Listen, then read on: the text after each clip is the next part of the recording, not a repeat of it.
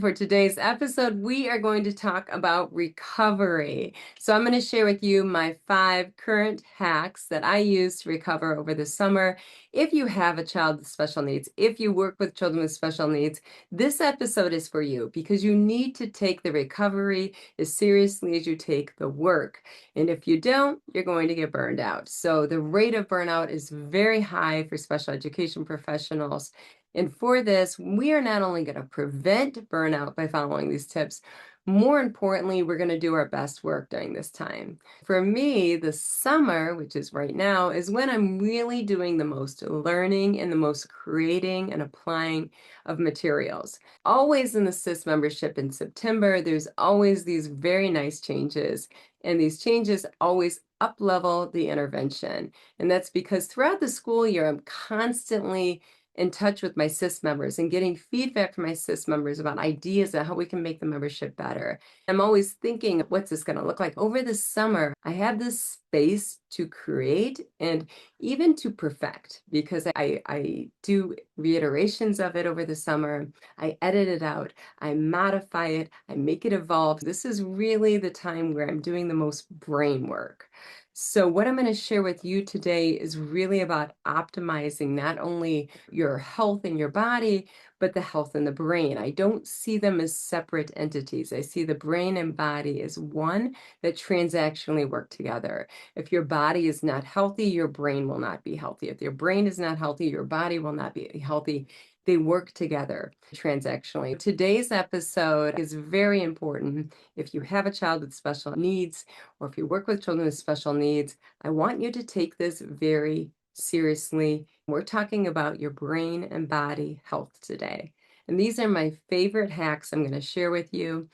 The first hack is sleep. So for sleep, what I do every night is I take Himalaya brand holy basil. Now, none of this is sponsored, but for some reason, the Himalaya brand is the only brand of holy basil that works. So if I'm on the road and I forget it, and I go to a CVS and they have holy basil there, it's not Himalaya brand, it's just not working. I don't know if it's me and a placebo effect, but I just find Himalaya brand is the only thing that's worked. I've tried other brands out of desperation. The next one I take at night magnesium. I like Bio Optimizers because it has 7 different types of magnesium in it. So this is the brand that I take, Bio Optimizers. So I take the magnesium and the holy basil. I am also, now this is of course not medical advice, I have a wonderful hormone doctor. His name is Dr. Joshua Dean. He's in Troy, Michigan. He does telepractice, so if you're out of state, check him out. They accept insurance. So shout out to Joshua Dean in Troy, Michigan. You can look him up and see if they accept your insurance. With him, I'm also taking progesterone supplement on a daily basis, or hormone replacement therapy, and I take one of those every night. And since I've started doing that, I sleep through the night, which is fabulous. Before, I did not sleep through the night. I would reliably wake up at 3 a.m. every morning.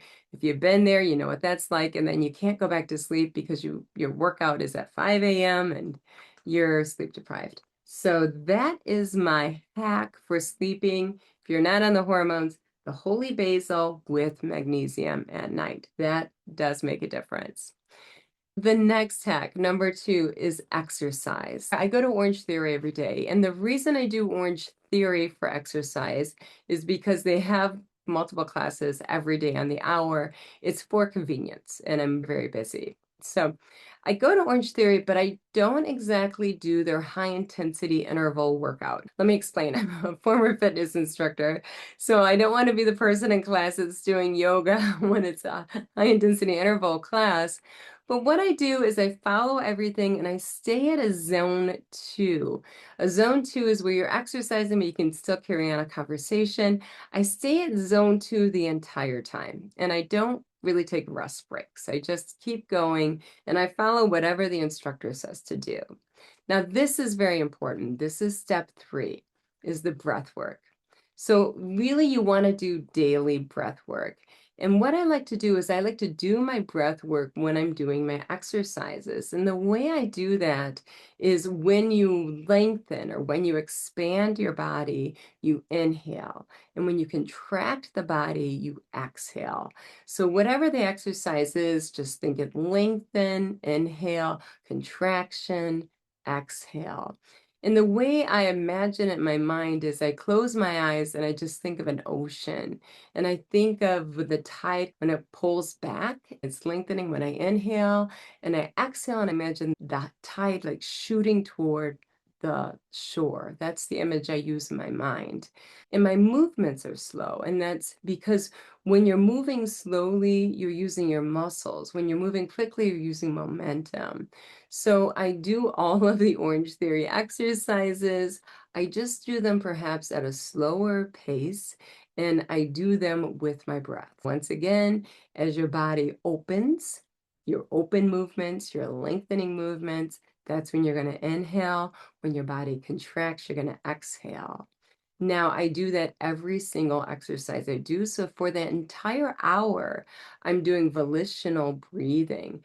Now, what's important about volitional breathing is the research indicates in neuroscience that when you do purposeful breathing like that, you're increasing the brain activity. And since I've started to do that, in which throughout the entire hour, whenever I'm moving, if I'm rowing, for instance, the machine, when I'm lengthening and pulling my arms up, then I'm imagining I'm inhaling and I'm imagining the tide going back, pulling back. And then as I pull it in, I'm exhaling and imagining the tide shooting towards me. So I'll do that throughout the entire hour. I'm doing purposeful breathing with the exercises. Do I do it through my nose or through my mouth? I am a mouth breather. The research indicates there is benefits to using the nasal breathing, and sometimes I do that, but it's just what I feel more comfortable with is breathing through my mouth generally. If you want to use your nose, then I would say inhale through your nose, exhale through your mouth. Or if you would just want to use your nose. Breathing is one of those things that I don't like to get prescriptive about because people develop anxiety about their breathing. You should never feel anxious about your breath. So breathe how your body tells you to breathe, but the idea is that you're breathing in this purposeful manner instead of just automatic breathing. And that's what's really going to make the difference.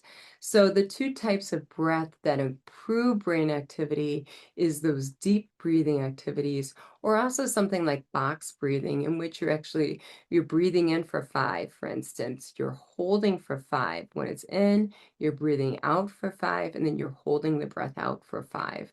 So that's one of those types of purposeful breathing that has also been shown to increase the brain activity. The idea is that it says that it's purposeful, okay, that you're using your brain with your breath. You're connecting your brain with your breath. When you add your body to it, I think it adds even greater benefit. I can't think of any studies at this time in which are making the mind-body connection. So what I find is that my most creative ideas, my best work come when I am exercising an hour a day and I'm combining every movement in my exercise with my breath. Then I tend to get highly creative in the work I do. And I find that my writing is better, my thinking is clearer. I really see a difference in my mind. So it is something I encourage you to try in your workout routines. The people at Orange Theory don't even know that in my mind I've got an ocean going on the whole time. They think I'm doing what everyone else is doing. It's just I'm thinking about my breath and I'm moving more slowly than they would at Orange Theory. You're about less than 80% of your heart rate is what you're doing.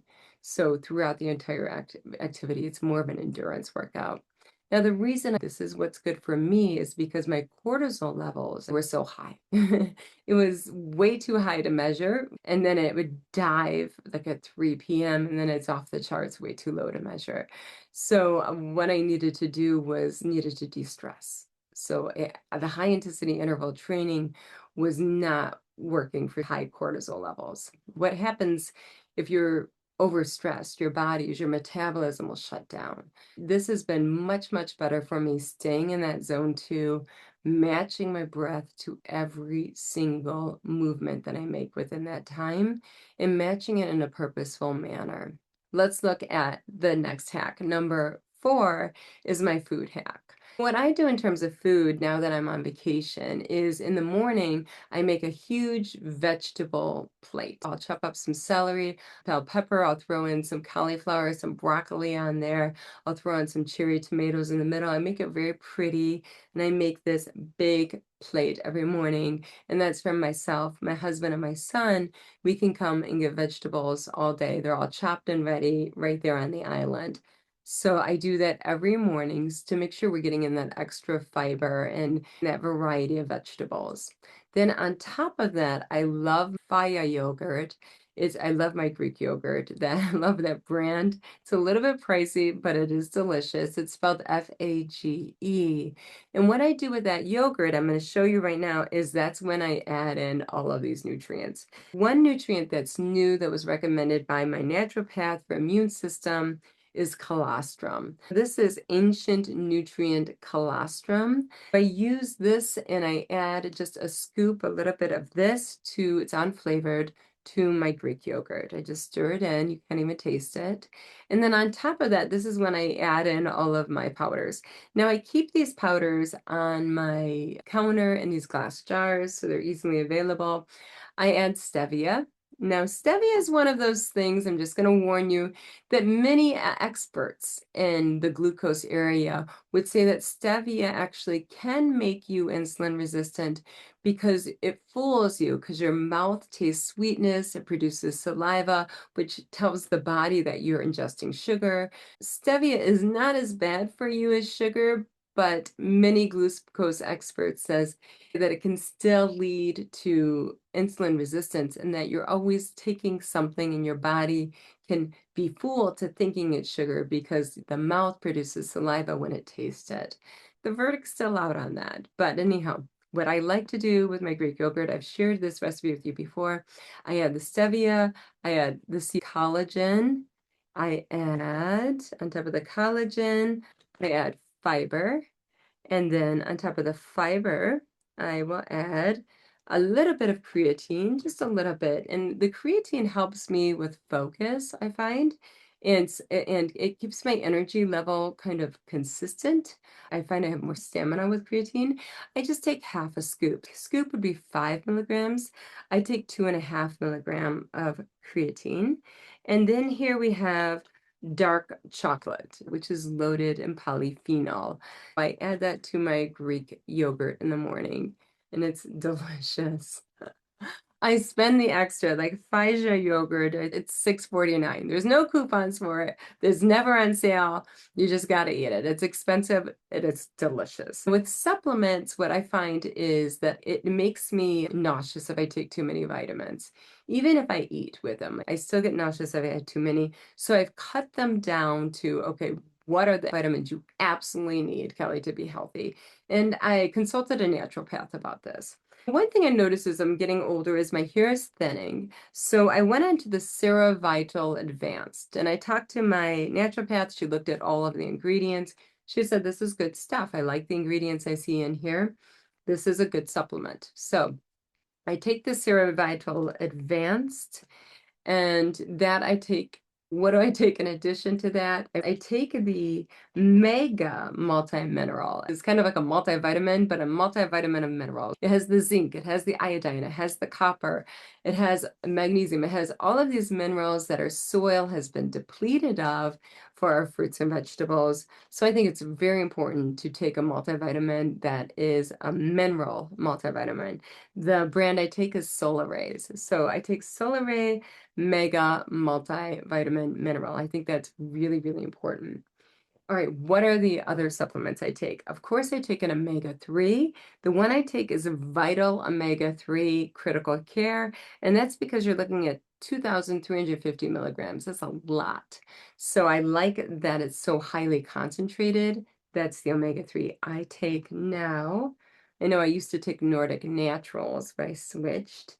And then one more I take is I take 10 milligrams of DHEA for energy. So those are all the supplements I take. That's it. So because I can't take any more because if I do, I get a stomach ache. I get vitamin stomach ache, which is like, oh, the worst.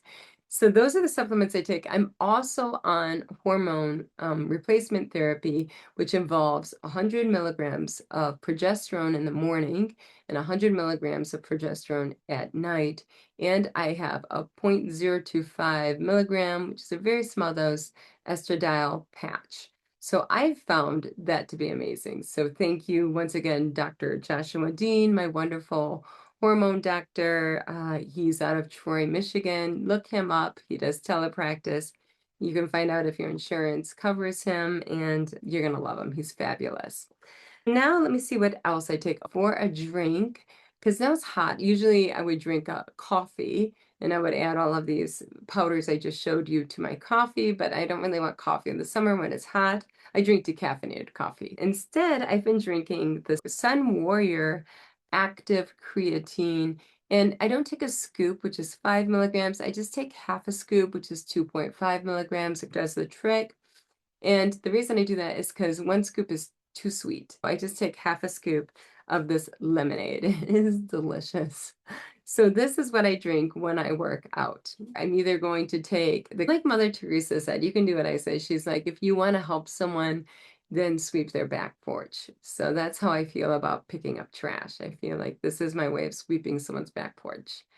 So those are my 5 hacks to help you recover. I know that some of you are working right now. You still need time to recover. You're going to have to take your time seriously right now to recover in the evenings. And I hope these hacks are going to be helpful for you. And I just want you to do what you do best, which is to roll up your sleeves and make the world a better place, one child at a time. You are always going to be first.